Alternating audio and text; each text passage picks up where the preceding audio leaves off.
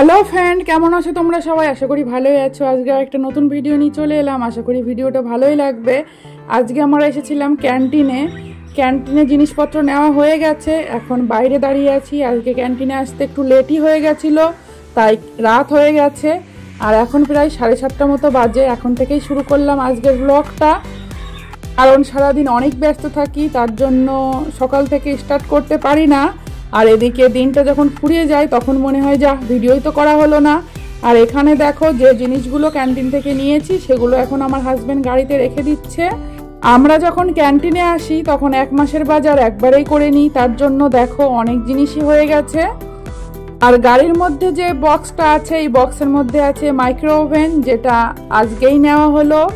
Canteen থেকেই নিয়েছি। ক্যান্টিনে এসে আগে মাইক্রো ওভেনটা নিয়েছি, তারপরে গ্রোসারি আইটেমে গিয়েছিলাম। এদিকে দেখো আমার হাজবেন্ডের সাথে বাবুও কিন্তু জিনিসপত্র তুলে দিচ্ছে, আর আমি দাঁড়িয়ে দাঁড়িয়ে শুধু ভিডিও করছি। এই ভিডিও করা নিয়ে অনেক বকা শুনতে হয়, তাও ভিডিও করে যাই। আর এখানে বাবু দেখো ফুটি পেয়ে গেছে, এখন ফুটি খাবে। ফুটি পেয়ে গেলে তো ওর আর কোনো কথাই নেই, সব কিছু ছেড়ে ফুটিটা খেতেই হবে। আর আমি এখানে দাঁড়িয়ে আছি, খুবই অন্ধকার, তার জন্য ক্লিয়ার আসছে না। একদম ভূতের মতো লাগছে আমাকে। ভূত মনেই করতে পারো আমাকে, কিছু মনে করব না, কারণ এটাই তো সত্যি, আমি ভূত। যাই হোক, এতক্ষণ যেটা বললাম সবটাই কিন্তু মজা ছিল, কারণ একটু মজা না করলে ভালো লাগবে না।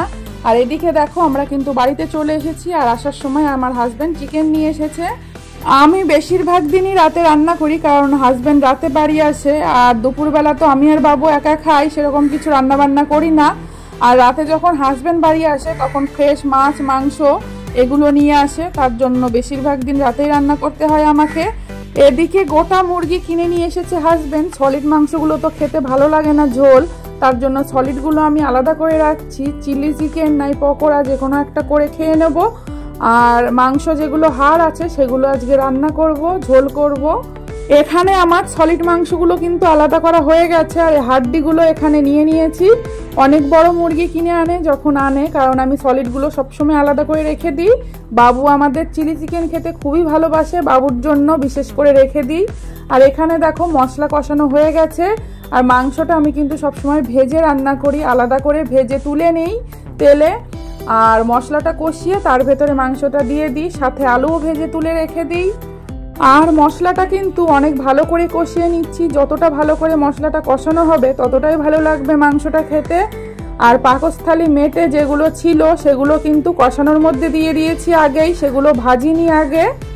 যারা এখনো পর্যন্ত ভিডিওটা দেখছো মন থেকে অনেক ভালোবাসা, সাথে থেকো, পাশে থেকো সব সময়। নতুন করে ইউটিউব জার্নি শুরু করেছি, তোমরা পাশে না থাকলে একদমই চলবে না। আর এদিকে দেখো মশলা কিন্তু আমার কষানো হয়ে গেছে, মাংসগুলো দিয়ে দিয়েছি এখানে। আরও ভালো করে কষিয়ে নেব মাংস দিয়ে। যত মশলাটা কষবে ততই কিন্তু চিকেনের টেস্ট বাড়বে। আমাদের বাড়িতে আমার হাতের মাংস রান্না কিন্তু সবাই অনেক পছন্দ করে। আমি বাড়িতে গেলেই মা বলে আমাকে মাংস রান্না করতে। আর এদিকে দেখো গরম জল করে নিচ্ছি মাংসের ভেতরে দেবো বলে। আমি কিন্তু সব সময় গরম জল দিই, সেটা চিকেন হোক আর মটন হোক। শুধু চিকেন মটন না, আমি মাছ রান্না করলেও গরম জল করে দিই, কারণ গরম জল করে দিলে টেস্ট কিন্তু একটু হলেও বাড়ে। তোমরা সবাই কি করো অবশ্যই জানিও। সবাই কিন্তু একরকমভাবে রান্না করে না, এক একজনের রান্নার ধরন এক এক রকম, আর সবার হাতের আলাদা আলাদা টেস্ট রান্নার। সবার নিজস্ব একটা হাতের গুণ তো অবশ্যই আছে, কেউ কিন্তু চাইলেও কারোর মতো রান্না করতে পারবে না। আজকে আমাদের রাতের মেনু ছিল গরম গরম ভাত আর পাতলা করে মাংসের ঝোল। এখন শুধু মাংসই রান্না করছি। আমি যেদিনকে মাংস রান্না করি ওদিনকে বেশি কিছু রান্না করি না, 1-2 রকমই থাকে। আর দুপুরবেলা আলু উস্তে ভাজা করেছিলাম, সেটা একটু আছে। আর কেমন লাগলো আমার ভিডিওটা অবশ্যই জানিও। ভালো লাগলে একটা লাইক অ্যান্ড কমেন্ট করতে ভুলবে না। এখানেই শেষ করলাম আজকের ভিডিওটা। Thank you for watching my video.